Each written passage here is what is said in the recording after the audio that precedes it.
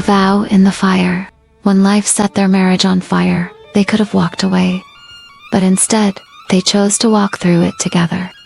This is the true story of Eden and Malik, a young couple whose love was tested by betrayal, miscarriage, and financial collapse, but who discovered that real love is not found in comfort, but in commitment. What if the real test of love isn't the wedding, but the fire that follows? A Vow in the Fire is a deeply moving real-life story that follows the heart-wrenching, yet redemptive journey of Eden and Malik, a young couple whose marriage begins in joy, but is soon tested by loss, betrayal, and silence. When miscarriage shatters their dream of parenthood and financial hardship strikes, their once blissful connection begins to crack. Malik, broken and ashamed, shuts down. Eden, grieving and alone, begins to question everything. Words turn to wounds. Trust fades. And when infidelity threatens their fragile bond, one walks out tanned, the other breaks down. But when the fire seems to consume everything, they are forced to choose: walk away forever, or fight to rebuild from the ashes. Through vulnerability, grace, and 1,000 small steps, A Vow in the Fire tells a story not of perfect love, but of chosen love that stays, forgives, heals, and inspires others to do the same. Because real love doesn't run from the fire. It walks through it together. The bliss. First morning as husband and wife. Small but cozy bedroom. Morning sunlight seeps through sheer curtains. Eden wakes up first. She stares at Malik peacefully asleep. She touches his face gently, then leans in and whispers, "Eden, we're married." Like really married? He smiles sleepily, pulls her close. Malik teasing, "So you're saying I'm stuck with you, Eden? Forever." Malik, good. Because forever just got better. The first apartment. Small city apartment. Mismatched furniture, DIY art on the walls. Full of life. They paint a wall together. Eden gets paint on Malik's nose. Malik burns the first dinner. Smoke detector goes off. They laugh, eating takeout on the floor with candles. They argue lightly about where to put the couch, then give up and dance in the living room. Eden, this place doesn't look like much. Malik, but it already feels like home. Sunday mornings and shared dreams. Coffee shop. Later, a park bench under autumn leaves. They sip coffee. Eden doodles future baby names in her journal. Malik shows her a budget spreadsheet. They talk about dreams, starting a business, having 2 kids, traveling to Ghana. Eden, I want a daughter who talks too much, and a son who sings off key. Malik and I want a wife who still kisses me when we're old and wrinkled. Eden, deal. Inside jokes and intimacy. Whispering inside jokes at a family dinner, trying not to laugh. Slow dancing in the kitchen in pajamas. Brushing teeth side by side, bumping elbows, laughing. Eden wearing his hoodie. Malik braiding her hair clumsily.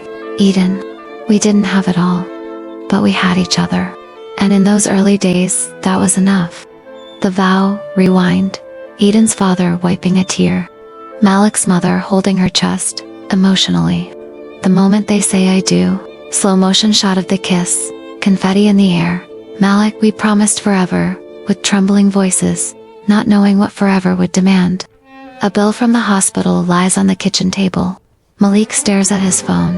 We regret to inform you. Eden in the bathroom, looking at a pregnancy test. Love was easy when everything was beautiful. But what happens when beauty breaks? The beginning of love's testing phase. Apartment kitchen. Malik enters quietly, holding a pink hospital envelope. Eden is curled on the couch and sweats, barely acknowledging him. He sets the envelope on the counter and begins doing the dishes wordlessly. Eden, low voice. They said everything was okay, until it wasn't. Malik, they didn't have answers. Eden, but we lost a heartbeat. Long silence. Eden, I feel broken. Malik whispers, me too. The job loss, Malik's workplace, then apartment. Malik clears out his desk, turns in a badge. He stares at a family photo on the desk, fighting back tears. Back home, he hides the news from Eden. He continues to leave each morning, pretending he still works. Malik, oh, she already had so much pain. I couldn't add mine to the pile. Apartment bedroom. Eden stares at the ceiling at 3 a.m.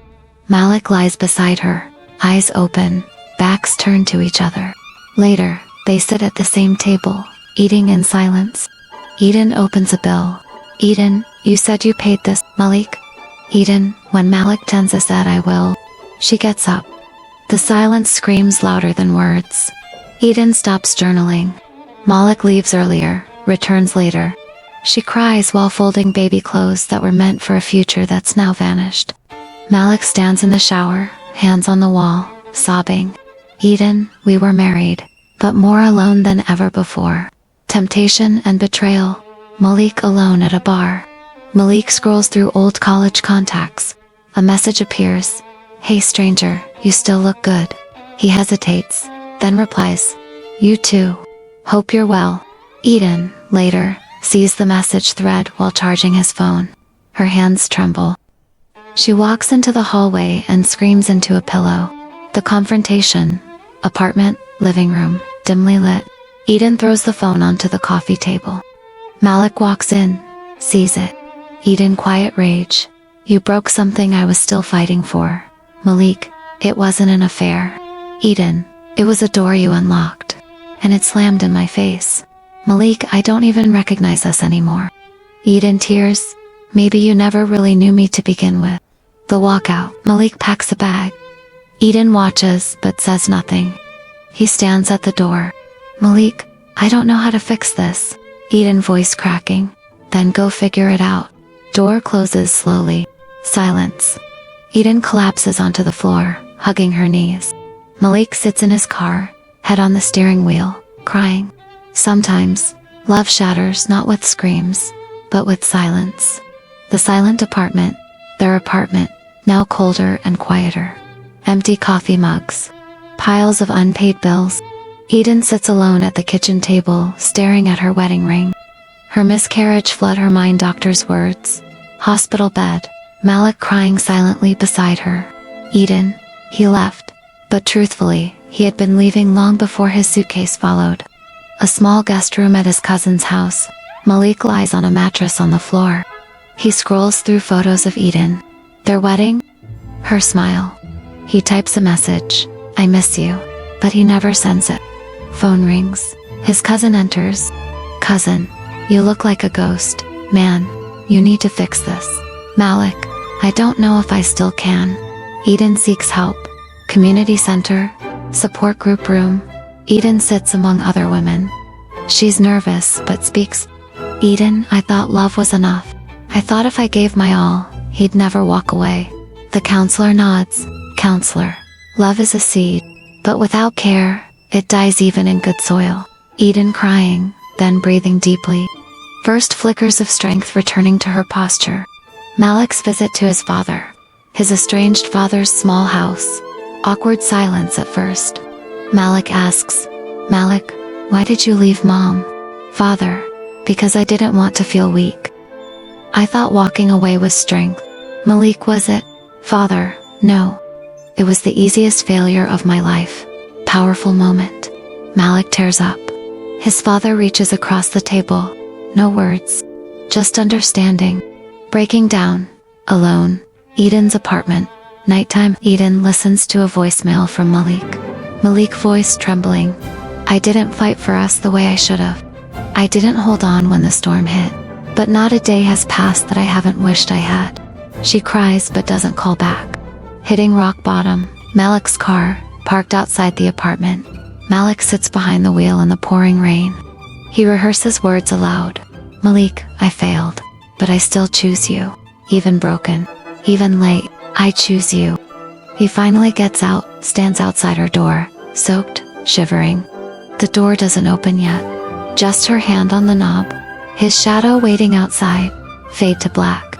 Eden, sometimes, the breaking is not the end. It's just the silence before the rebuilding begins. The standstill. Inside Eden's apartment.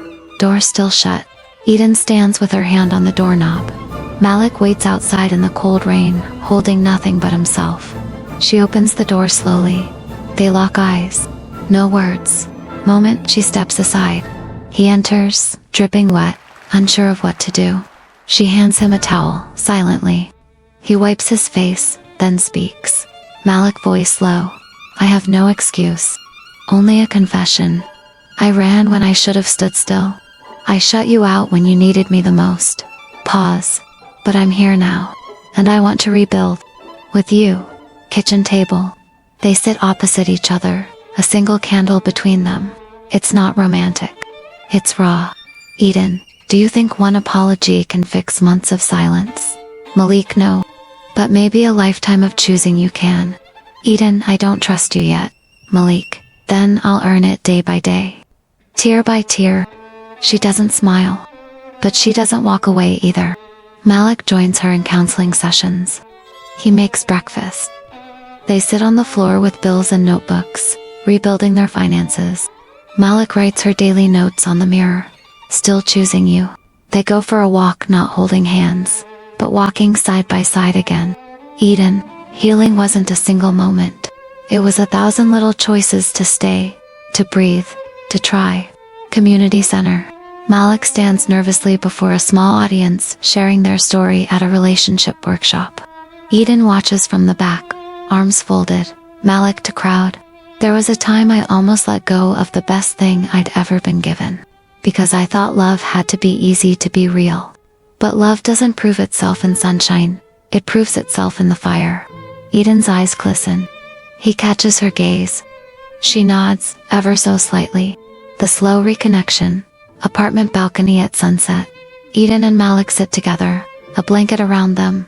He places her hand in his, carefully, gently. She lets him. Eden, I don't know what tomorrow looks like. Malik, we'll face it. Together, as long as you'll let me keep choosing you. Eden opens her journal again. Malik tucks her into bed, kisses her forehead. A family photo sits on the table, not perfect, but whole. Eden, we didn't fall back in love. We walked back, one step at a time. And that was the real miracle. 1 year later, morning in their modest sunlit apartment. Eden stands in the kitchen, making breakfast, baby toys on the floor. Morning light streaming in. Malik enters, holding a smiling baby girl. He kisses Eden's cheek. They exchange a quiet, knowing smile. Eden, we didn't go back to what we were. We built something new. Stronger. Real. Community center. Eden leads a support group for women who've experienced loss or relationship betrayal. She listens attentively, offering wisdom with soft strength. Malik volunteers in a mentorship program for young men. Malik to group. The fire doesn't have to destroy everything. Sometimes, it burns away what was false. So you can finally see what's real. The speaking event. University auditorium. Eden and Malik sit on a panel, invited to speak about marriage, forgiveness, and resilience.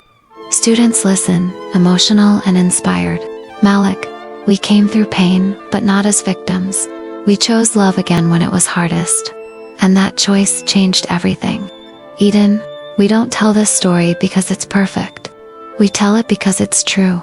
Audience applauds. Some are in tears. Malik rocks their baby to sleep. Eden watches, her hand over her heart, grateful tears forming. Eden, he chose me when I was angry. I chose him when I was afraid. That's what love is. It doesn't run, it stays. Beach at sunset. Eden and Malik walk hand in hand, barefoot, carrying their baby in a wrap. Malik, do you regret anything, Eden? Just one thing. Pause. Eden smiles. That I ever doubted what we could survive. Malik, then, let's never stop surviving. Together? A journal lies open on their kitchen table. The final page reads, handwritten by Eden. We didn't just survive the fire, we learned to dance in its light. Eden. Real love doesn't always look pretty. Sometimes, it bleeds. It breaks. But when it heals, it glows brighter than before. We are living proof that broken things, in the right hands, can become beautiful again.